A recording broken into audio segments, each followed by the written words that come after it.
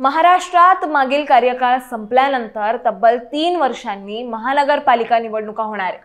त्यामुळे गेल्या 15 वर्षांपासून नागपूर महानगरपालिकेत सत्ता उपभोगणारा भाजप पक्ष यंदाही आपला सत्ता कायम ठेवण्यासाठी सज्ज आहे।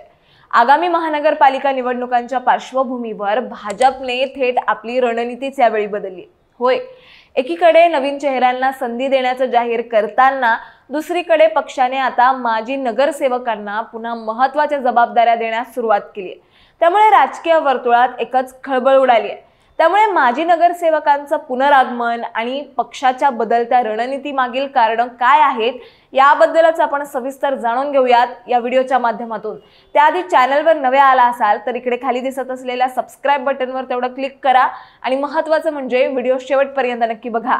भाजपच्या बदललेल्या रणनीतीबद्दल सांगायचं झालं तर भाजपने आगामी नागपूर महानगरपालिका निवडणुकांसाठी तयारी सुरू केली असून यंदा पक्षाने माजी नगरसेवकांना निवडणूक तयारीची आणि संघटनात्मक कामाची जबाबदारी सोपवली। होय, पण तुम्हाला सांगते, पक्षाने यापूर्वी 80% नवीन चेहऱ्यांना संधी देण्याची घोषणा केली होती। मात्र आता जुन्या माजी नगरसेवकांना विश्वासात घेऊन त्यांना पक्षाच्या महत्त्वाच्या कामात सहभागी करून घेतलं जात आहे। त्यामुळे कुठेतरी पक्षाच्या या रणनीतीमुळे माजी नगरसेवकांमध्ये पुन्हा उमेदवारी मिळण्याच्या आशा आता उत्पन्न झाल्या। जसं की आपल्याला माहितीच आहे, 2017 नंतर तब्बल 8 वर्षांनी आणि कार्यकाळ संपल्यावर 3 वर्षांनी स्थानिक स्वराज्य संस्थांच्या निवडणुका होऊ घातल्या। त्यात सलग 15 वर्ष महापालिकेत सत्ता उपभोगणाऱ्या भाजप पक्षाला ती सत्ता याही वेळी टिकवून ठेवायची।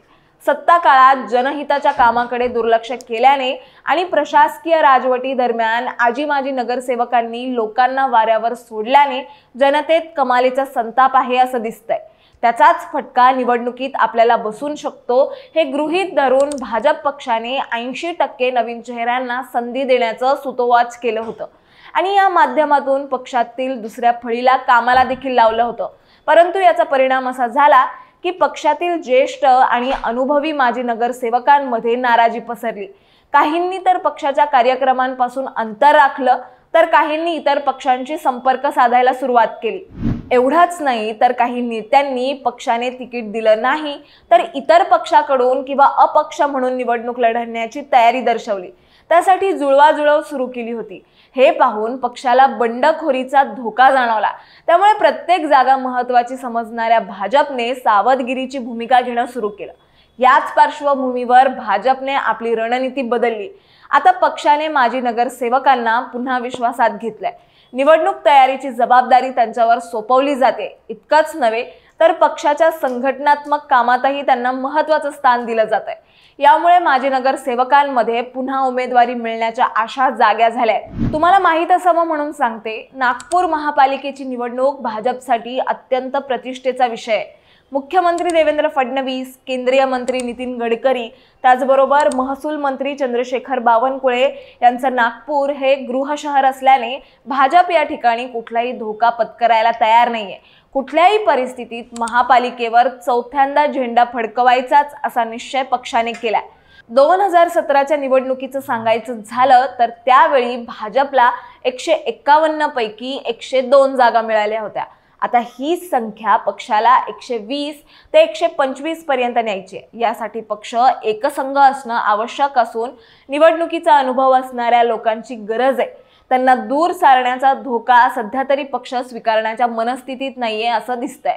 त्यामुळेच 80% नवीन चेहरे देण्याचा निर्णय सध्या तरी भाजपने बाजूला ठेवला असून जुन्या म्हणजे माजी नगरसेवकांवर पक्षाच्या कार्यक्रम अंमलबजावणीची जबाबदारी सोपवण्यात आली आहे। तसेच त्यांना पक्ष संघटनेतील नियुक्त्या करताना विश्वासात घेणं आता पक्षाने सुरू केलंय। शेवटी एक लक्षात घ्या, माजी नगरसेवकांचा अनुभव आणि जनसंपर्क यांचा फायदा घेऊन पक्ष सत्ता टिकवण्यासाठी जोर लावतोय।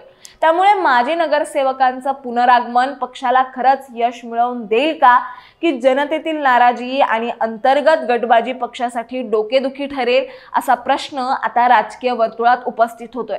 तुम्हाला याबद्दल काय वाटतं हे आम्हाला कमेंट्समध्ये नक्की सांगा आणि अशाच माहितीपूर्वक व्हिडिओ बघण्यासाठी लगेचच सबस्क्राइब करा प्राईम टाइम महाराष्ट्रला।